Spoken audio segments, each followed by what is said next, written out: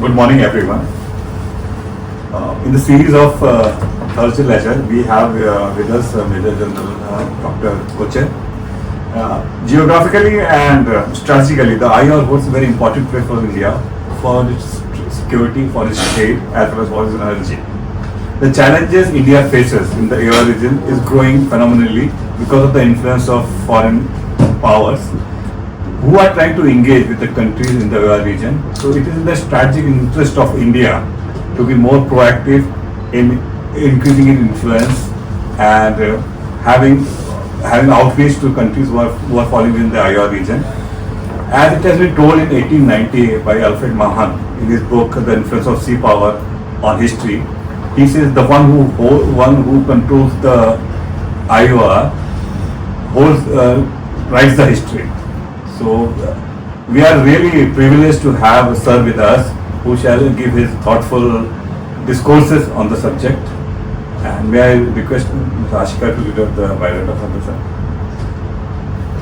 Thank you, sir. Maj Gen Rajan Kochar, PSM, PhD, is a former NGOC Central Command and former Director, NIT Business School, Greater Noida, Advisor UPSC and Board Member, Advisory Council of the Indian Institute of Finance Business School and Consulting Partner of Must Manage Intellect.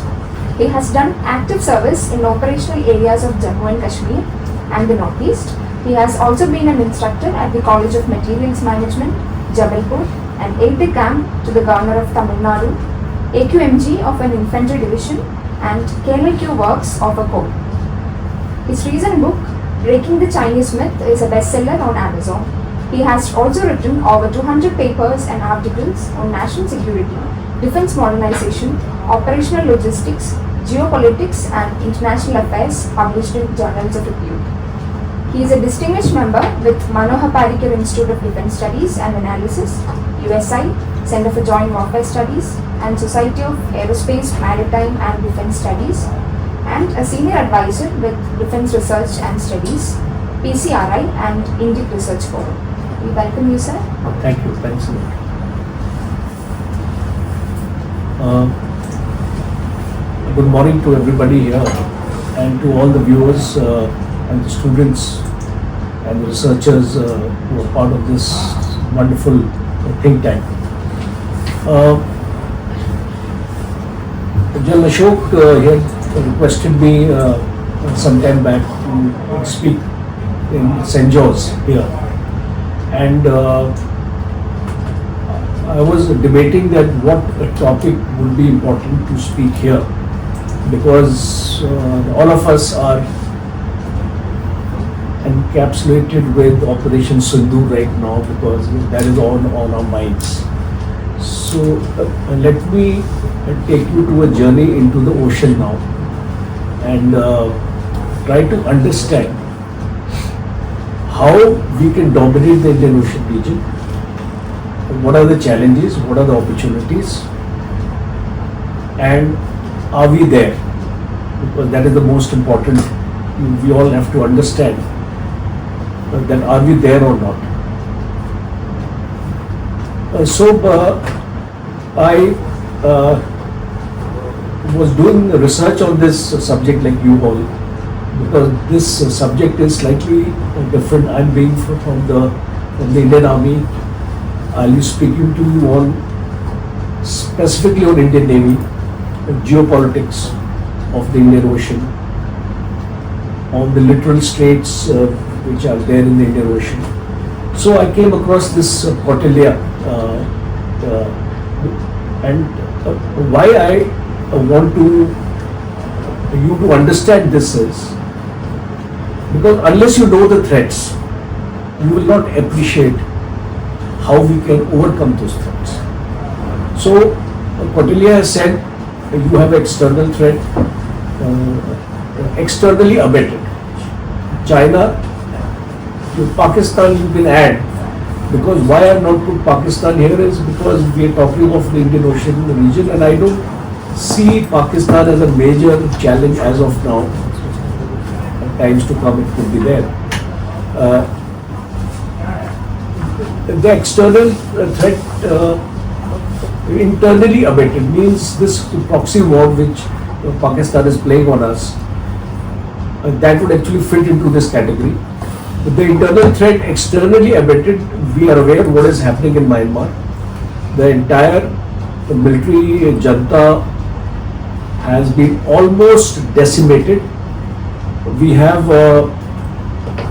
the Arakan Army and the Chin National Front all along a Myanmar border, 1653 kilometers, you must be aware, and the northeast also affected by Bangladesh influence.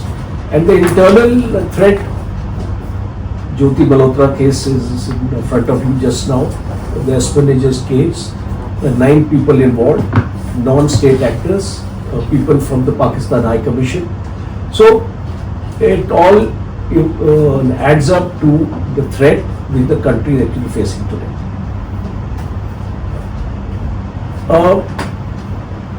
Before we start discussing the Indian Ocean region, I thought it would be better to understand what is our comprehensive national power today.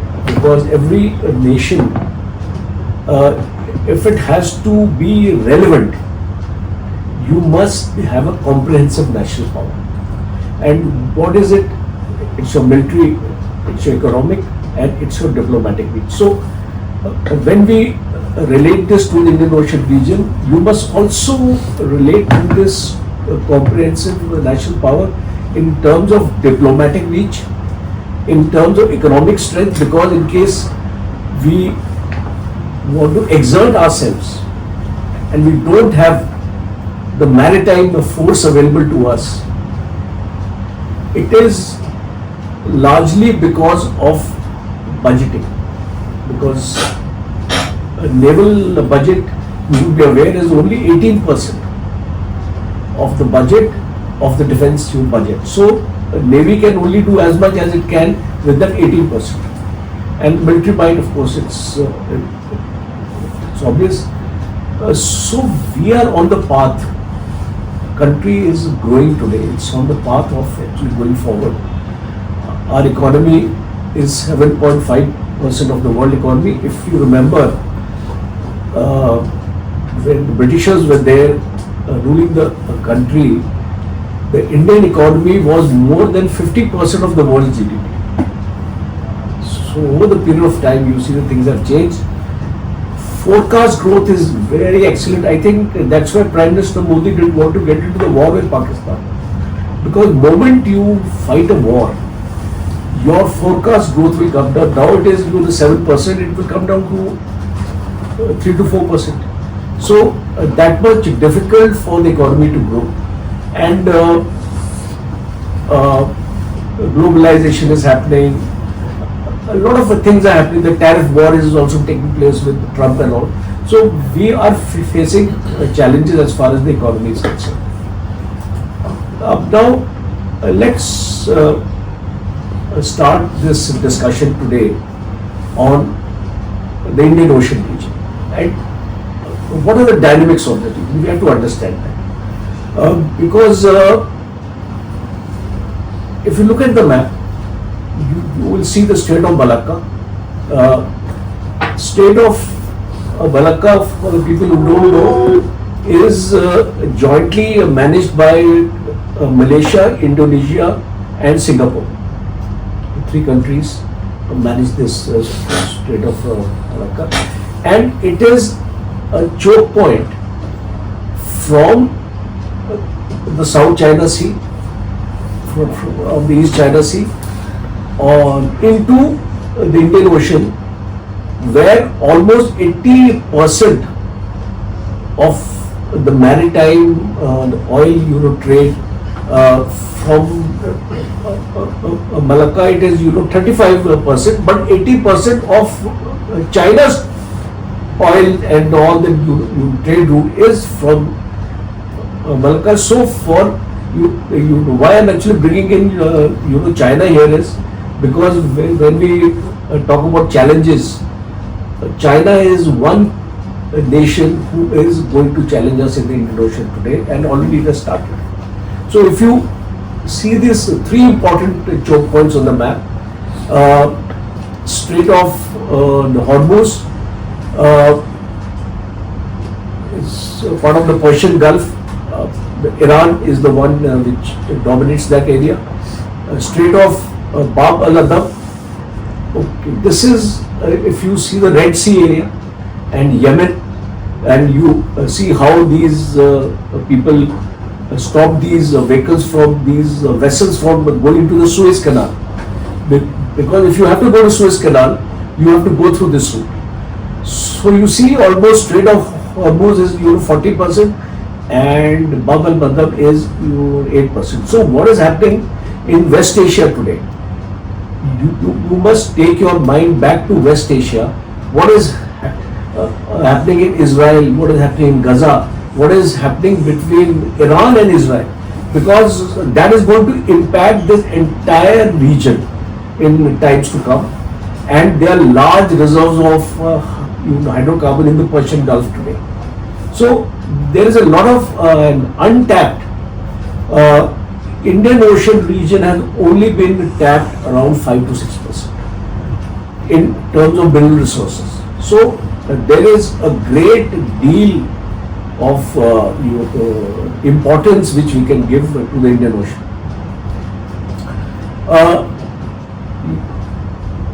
What are the India's strategic interest here? Because it is important to understand this, and the strategic. If you see our coastline, if you just have a look at the map, you correlate yourself with the map, and you see our coastline is 7,517 kilometers, and if you can add those 197 islands which are all around on the Arabian Sea and the Bay of Bengal, we have 197 islands. So in all it adds to another 2,094 kilometers. So it's a very big coastline. 13 major ports are there, and some of the prominent are Mumbai, Karwar, Kochi, Visakhapatnam. So I just map is only showing this 4-5, but you have 13 major ports here, and you are aware that there is a process on now to modernize this port. You will come to that later. 95% of India's trade is from the sea, because sea is the most economical to trade, and 68% by value of that in terms of dollars. China is a major challenge here because of the Belt Road Initiative and for the China-Pakistan economic corridor, which I think so you are aware of that. So what is our strategy right now? We have so far identified ourselves as the next security provider. And what does it mean? So briefly, I'll just tell you that whatever happens in this entire Indian Ocean region, I'll show this later on a more detailed map. We are the people, the Indian Navy is the most potent force here to provide security in terms of anti-piracy, anti-smuggling, evacuations. COVID times also we did a lot of evacuation in this region. So we are the one who are the first responders. China also doesn't respond. When any SOS is there in the Indian Ocean region, it is only the Indian Navy. And why? Because Indian Navy has deployed 21 ships at all times in this region, and we'll come to that in greater detail. Look at this slide, is actually self-explanatory. I will not say much about this. You can read it deployments. We will talk about deployments in detail. We will talk about anti-piracy. We will talk about humanitarian assistance, evacuation mission, operation Rahat. If you remember, Yemen में हुआ था ये operation. And Sun comes, Hamad Setu, so many things. And joint exercise also, we are doing Malabar exercises, Sea Garden exercise in this area. And we are the first responder this Chem, Pluto and Riven.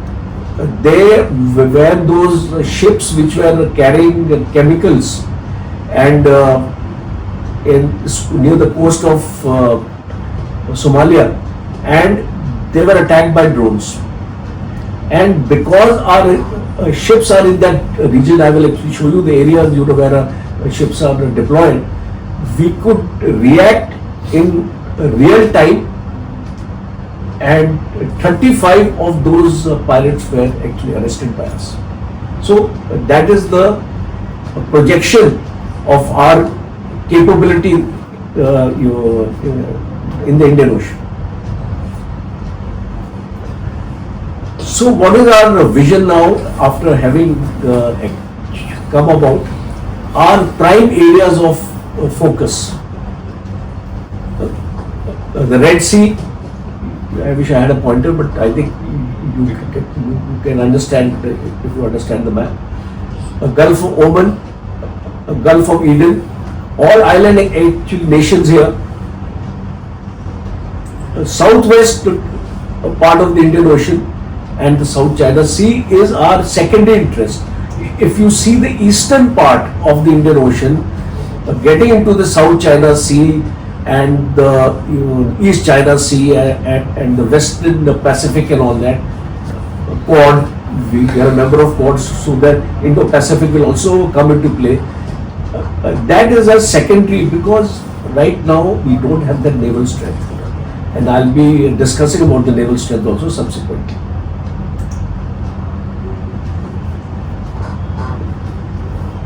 18 rescue operations. Now the operation Sankalp is an ongoing operation. Just understand this, it is not one operation.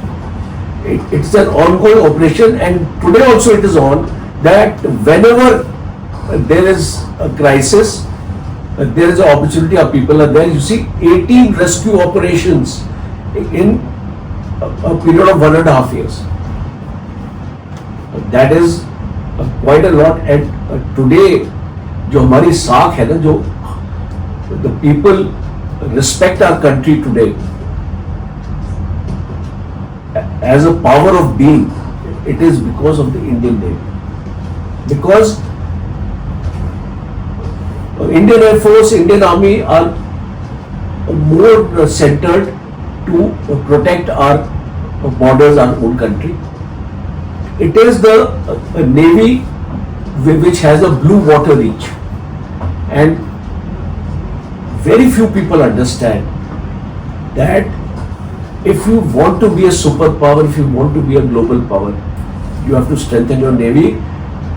Army और air force को strengthen करने से आप global power नहीं बन सकते, आप अपनी प्रोटेक्शन कर सकते हैं, but if you have to go beyond your sea shores, it is the Navy. So it is high time, and all you researchers are over here, you have to understand that the focus has to be today, if India has to do something and be recognized anywhere in the world, it is because of your maritime power.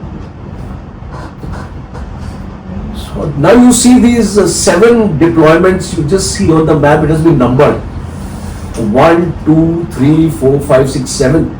These 7 deployments right up to Mauritius, Seychelles, Maldives, Malacca. We have a Sabang port there in Indonesia, so we have a stake there, and of course Andamans is already there, and so you see this 7 blobs on the map. All the are actually ships are there right now.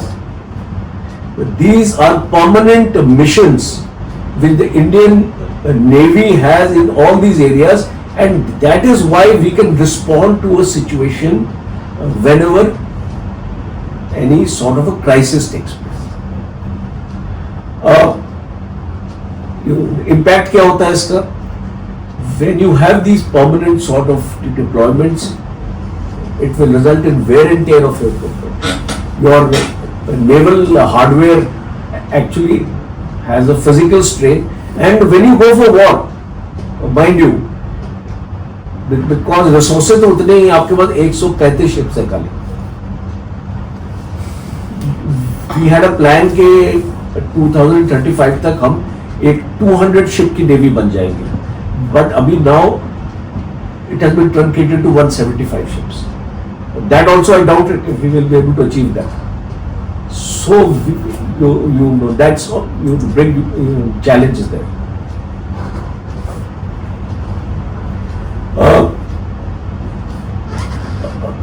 Suffice to say, all these are the operations which we have carried out in the Gulf of Eden, in the Arabian Sea, other areas. I just wanted to bring this slide.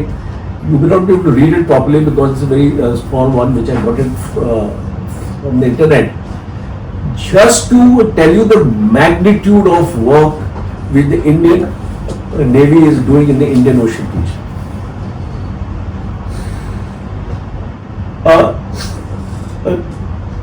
This is a better slide to understand here. On the left side, you see where all our presence is there. On the right side, it has been marked on the map. So, try to understand this scenario here, that we are located in India and we are right down to Madagascar in the African continent. We are right up to Malacca Strait, Indonesia. So this entire area, Sri Lanka, Maldives, Andamans, Diego Garcia also, we are actually quite near to that. America has got its own permanent base there. What I want to sort of bring out is, we have strategic access, but we don't have a base there. So, my point here is, when my heading is relevance, you can only be relevant if you have a base. America has got bases everywhere. China has got bases now. China is modernizing its navy, and China also has got bases now. Djibouti and all these areas, Africa, Chabar, it's got states there. Gwadar, it has now made a base. Coco Island, it has got a base. It's got a base. Chittagong, it is now establishing a base there. Mangla Port, it is actually coming into Bangladesh now. So all those people of you who are actually following the Indian subcontinent, you must see how China is expanding and we are not. So that is one area very important to understand at this point of time.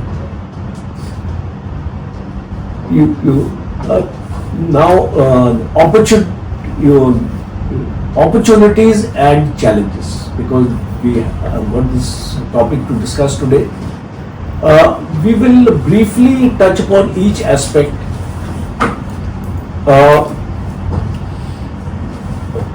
Two opportunities we must exploit. One is Sitwe port in Myanmar, the transmodal project from Calcutta to Sitwe and from Sitwe into Mizoram by a road route. So you आइजॉन देख रहे हो आप उसमें पलटवा से होते हुए there is a canal and then it is a straight away road route. So when we talk about Siliguri corridor and we say the northeast is going to be cut off, here is one route which we can ensure is an alternative to Siliguri corridor, and it should be exploited. this government Sitwe, I think the Arakan army is likely to take over this thing, entire thing. Lot of powers are interested here. America is interested. China is already there. China has got already access inside. It has a gas pipeline from the Indian Ocean on to China straight away in Myanmar. So Myanmar is one place where the US is keen.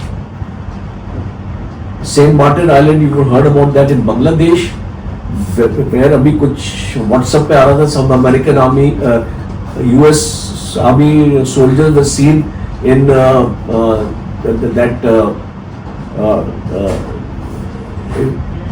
Cox's Bazar in Bangladesh.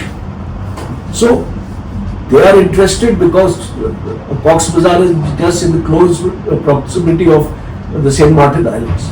So this area is also very important. So what are the opportunities? Our opportunities are development of strategic posts. All other four are not that important. The last point is the most important, development of strategic posts. जब तक आप इस post में develop अपने आप को नहीं करोगे, you will not be able to limit the expansion of China into this region.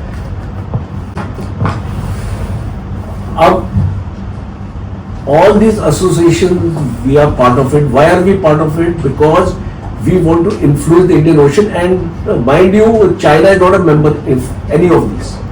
So I've just got a Chinese scholar is there in Shanghai University. He recently made one comment: Indian Ocean is not India's ocean. Have you heard of this? Recently he made a comment. Indian को उसके नाम से अगर आप उसको Indian ocean बोलोगे, इसका ये मतलब नहीं कि वो इंडिया का ओशन है. So what is the underlying threat? The underlying threat is that China, but see, you have to see, geography dictates everything today. How far China is from the Indian Ocean, how much China can exert. This is our advantage because we are located right in the proximity of the Indian Ocean, and we can make a difference. Whereas China will have to come through Malacca Strait all the way to, and come to the Indian Ocean. Today, for information, 6 to 7 Chinese vessels are always there in the Indian Ocean. It's a free water. Your jurisdiction is up to your exclusive economic zone, EEZ. Beyond that, you can't stop any of these ships because everybody has to do trade, everybody has to move, and China, in the garb of trade, brings its surveillance vessel, like you heard, Sri Lanka में हबन टोटा में एक surveillance vessel had come. So this Indian Rail Association is one. Indian Ocean Naval Symposium is another one. See, why these organizations are important is because we are in constant touch. There are 24 countries, as you can see, highlighted in red, maroon, green and navy blue. So all these are littoral states. Littoral states का मतलब होता है they have a coast into the Indian Ocean. So, and that is why today I would even go further. If our budget allows us, why don't we have in these 24 countries at least ports or some kind of bases in 10 countries at least? We have docking rights, we can go there, listening posts are there, we can take our actually ship there, visa वूजा की कोई जरूरत नहीं होती हमारे यहाँ, जो इसकी अंडरस्टैंडिंग सब कुछ है, but we don't have a permanent base there. So in case we have to be a country of relevance, this is one point you'll have to consider. The Sagar Doctrine also came up, I think you are aware of this. I would not like to dwell. It is also it was a prime minister who actually started in 2015, and it is very important security and growth for all in the region. Vasudev कुटुंबम, हम जो ऐसे ऐसे phrases हमारे जो निकलते हैं, इसका मतलब है कि the world is a larger family. So India has to actually work on these lines. I want to mention about this, and I want CENJOWS to have a MOU with this if you have not had so far. This is my suggestion. This is based in Gurgaon, Information Fusion Center. Definitely said it, right? So, because I was reading that, I thought I'd ask you, is CENJOWS want anything? Because this is important, and you must have a naval officer in CENJOWS, if you don't have as of now. Because if you have to be a relevant think tank, you have to think of the oceans now. You have to think of the Indian Ocean now. So this Information Fusion Center, it monitors the entire Indian Ocean. What is happening in the Indian Ocean through satellites, through information, and it has still to achieve the purpose it has been created for. So this is one area I would say, because if you have maritime security, piracy कहाँ पे हो रही है, pirate ships कहाँ move कर रहे हैं, वो आपको visibility, see आज हम इंडिया पाकिस्तान की लड़ाई की बात कर रहे थे. Today Pakistan has got a visibility of the battlefield, and how it has got? Because of Chinese dual satellites, and Chinese satellites are 24/7. We don't have 24/7 defense satellites. My coachmate is actually heading the space organization. He made a statement just now that India needs 20 satellites, because unless you have the visibility of the battlefield 24/7, हम 8 घंटे के लिए visible होता है, हमारा satellite ऐसे करके मुड़ता है तो यहाँ डार्कनेस आ जाती है. We can't actually see that area. So this Information Fusion Center can only be relevant if there is a satellite 24/7. We are getting this from the US now, because we have agreement, COM-CASA agreement, communication agreement, international LIMOA, all these agreements are there with the US. But what happens if one day Trump has a headache and he says कि मैं नहीं देता? It's obvious, he can always say it, because the way he says कि traffic लगाता है, कभी उसको tariff अपना लगाता है, कभी निकालता है, कभी लगाता है, कभी निकालता है. So we don't know which side are we heading with, Trump or the US or the Indian-US relation. He is comparing, the hyphenating India with Pakistan. So we are not sure where we are heading with the gentleman. So we must have our own, and it's important that this Information Fusion Center actually wanted to sort of stress about it. Samimala project, now this is very important. I want you to understand, because if India wants to improve its trade, IMEC की भी हम बात करेंगे, is Middle East economic corridor which goes right up to the Europe. This Sagarmala is very important because we don't have modern ports. एक हमारी shipping उड़ाने गई थी, आपने देखा होगा इंडियन नेवी की, it actually capsized into the port because the docking was not proper. So there are 839 projects, 5.8 lakh crores already under implementation. This is a wonderful project, and you must read more about this project because it's very important if we have to become strong in the Indian Ocean. हमारे 13 ports and see, it has been highlighted there, all along on the east coast and on the west coast. So the Indian Ocean of ours is under two parts, the eastern part and the western part. So you have to understand this. challenges. There on this slide, we have only 18 submarines. We have only 2 aircraft carriers. I've got a point here. United States has got 11 aircraft carriers. And China has got only 3 now. They're building a 4th one, but they build very fast. Unlike India, कि हमारा 10 साल में बनेगा, उनका 3 साल में बन जाएगा. Now, what importance I want to bring out is this energy, non-traditional security threat, political instability. You really can't do much about it. जो आपके कंट्रोल में है वो करो. Always remember one thing: if you want to change anything in life, don't think of changing something where you don't have control of that.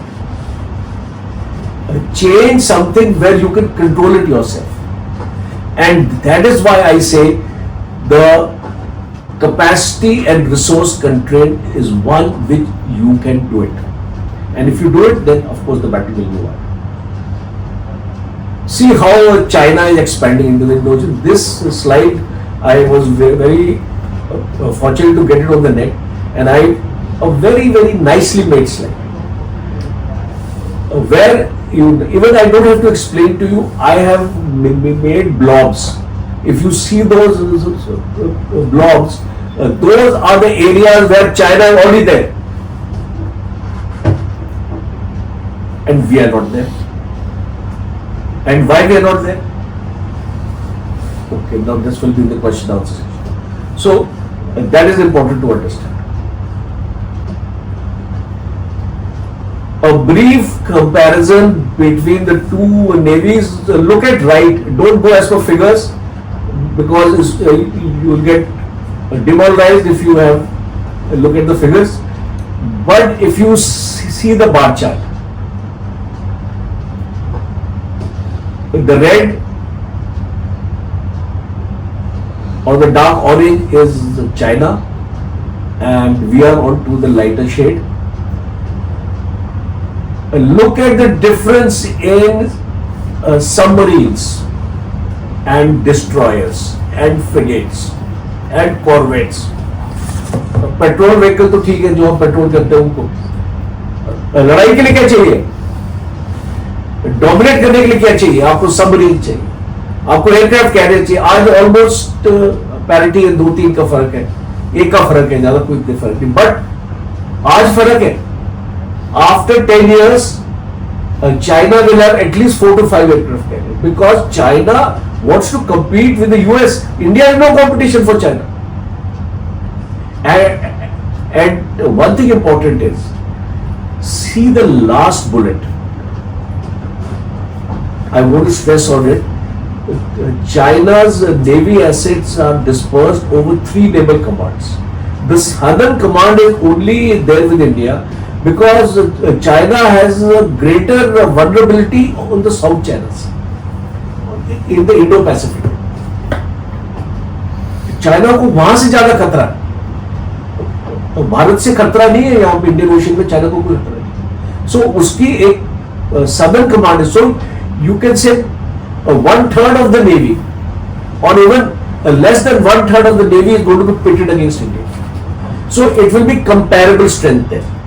Because today it's almost 3 to 4 times PLA Navy has got 3 to 4 times the strength. But how much is going to be pitted against India? That you must see, because not everything is going to come this side.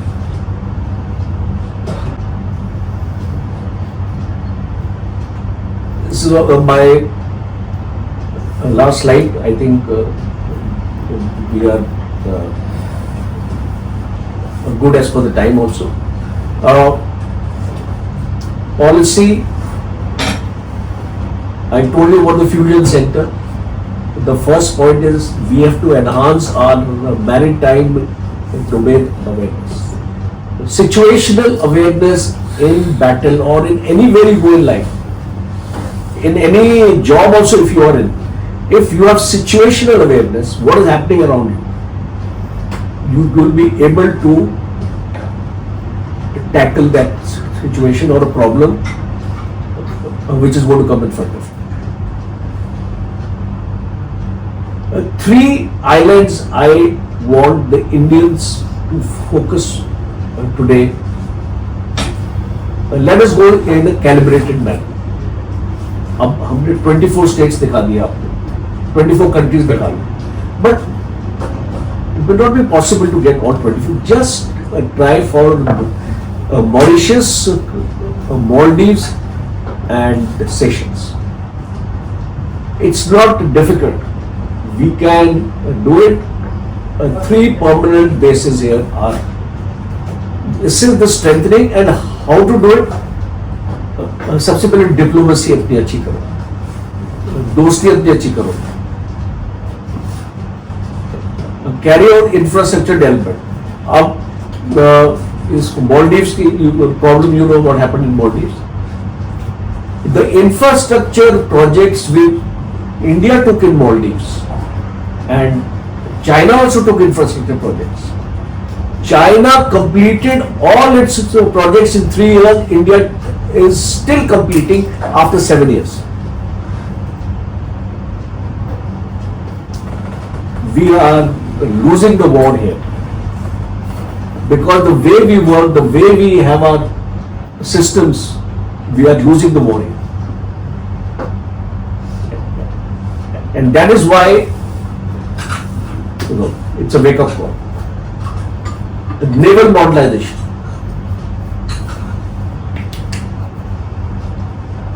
CENJOWS must do a critical analysis on how we can have a calibrated naval modernization in the next 5 years, 10 years, 15 years and 20 years. Do it in a calibrated manner कि अगले 5 साल में हम अपने Indian navy में क्या हम और इम्प्रूव कर सकते हैं.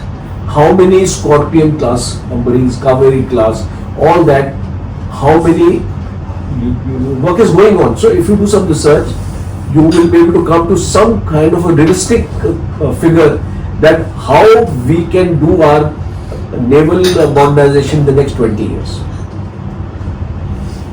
Maritime multilateralism, we are already there. This ASEAN is there, Quad is there. So we are already into this game, so they should be all right. This Sagarmala, which we talked about, right side पे जो मैंने अभी दिखाया आपको, देखिए 40,000, 50,000 crores worth of budget has been given here. Now this has to be aligned with the blue economy. Blue economy means trade through the oceans. So if we have improved our ports, then we should be in a position to improve the exports. इसको यहाँ से हम इसको बेच सकेंगे ज़्यादा. और जो choke points हैं, which I mentioned, we must have good relations with those countries.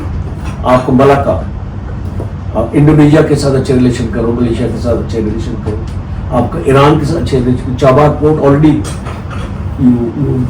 one part of it, 10 years lease is there already with us, and one private company is doing it. Because Chabar, because the way Gwadar is coming up,